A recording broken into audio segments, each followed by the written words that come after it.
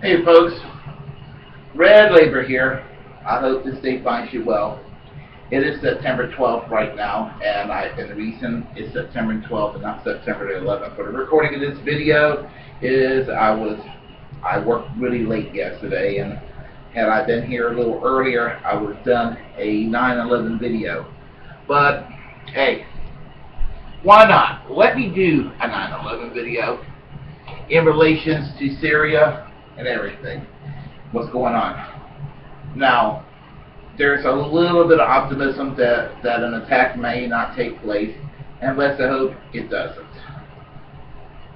I mean, for all concerns, the Syrian people, the government, the rebels, Israel, United States, everybody, nobody should be killed. I hope that sounds sensible. I think that's a very sensible position.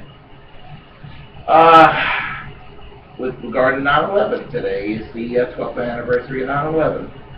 And I hope we do not repeat the same mistake that caused 9/11 to begin with. Now, what do I mean by that? I'm going to talk about the cause of 9/11. And this is not to bash anybody or to vilify the United States, because I don't think the intentions of the United States was necessarily evil to begin with, but it was unintentional as in regard to the consequences. When the Soviets went into Afghanistan in 1979, there was this collective outrage in the Western world. And yeah, you can understand a country supposedly invading another country, but it wasn't an invasion. There was a pro-Soviet government that was already in power in Afghanistan, and they were having problems with the Islamic rebels. And so they requested for the Soviets to come and help them out. And that's exactly what the Soviets did. They went and helped them out. And the United States, under Jimmy Carter, thought it was so terrible that we went and boycotted the 1980 Olympics. Oh, how outrageous it is. Oh my, oh my, oh my. And then the Reagan administration escalated it. Oh, that's my microwave. My soup is almost ready, but it can wait. The United States escalated this whole conflict, and I remember Ronald Reagan referring to the rebels as freedom fighters. And on the surface, that's what it looks like. I mean, I'm an anti-communist of the Democratic left, or the anti-Stalinist left, or whatever you want to call it. To the wider public, some of these terms are kind of like nuanced, but anyway. I am an anti-Stalinist of the Democratic left. And on the surface, it looks like it was bad for the Soviets to be in Afghanistan. Oh, you know, these aggressors. Well, I was watching 60 Minutes in 1987, and my dad and I were both watching because I was 18 at the time. And my dad, who's not any kind of socialist or any kind of communist or any kind of red whatsoever. My dad's a Republican.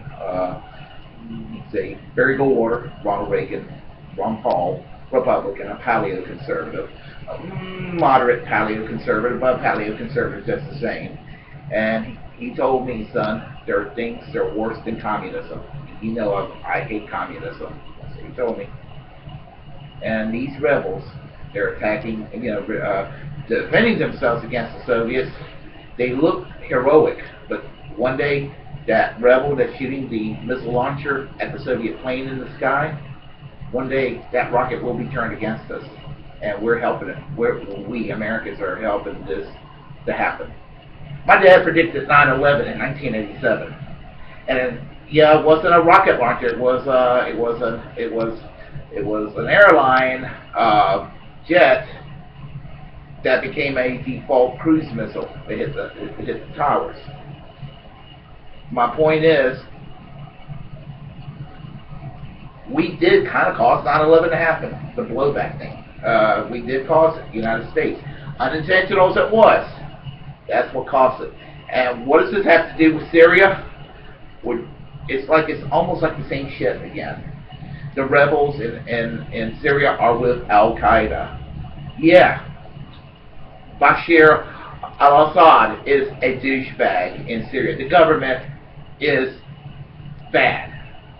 But while the government of Syria is bad in regard to terrorism around the world, religious minorities, Druze, Kurds, Christians, and Jews are not mistreated in Syria. And that's the dirty little secret.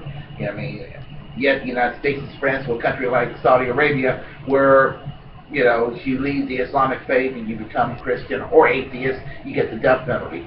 But you got a secular government.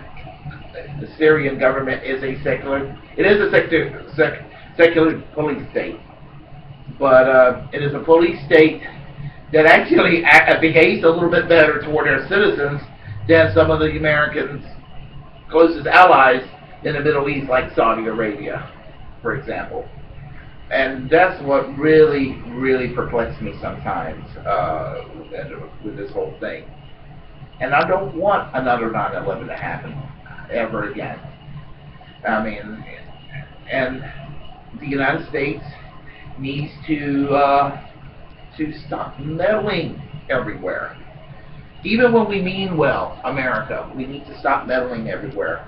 We can't afford it, and we got internal problems at home. We got an economic crisis at home we have to go and resolve. If we are to restore that American dream, that middle-class American dream, and I personally would like to see that middle-class American dream. I would like to see the return of that Leave It to Beaver, Father Knows Best culture. A little more multicultural than it was in the 50s, but nevertheless, you know, that whole middle-class, high-quality life for everyone in this country. And we're not going to get there if we're entangled everywhere around the world. So, just case in point, what I have to say, and I hope you have a great day, and comment away. Good, bad, indifferent. We'll talk. Take care.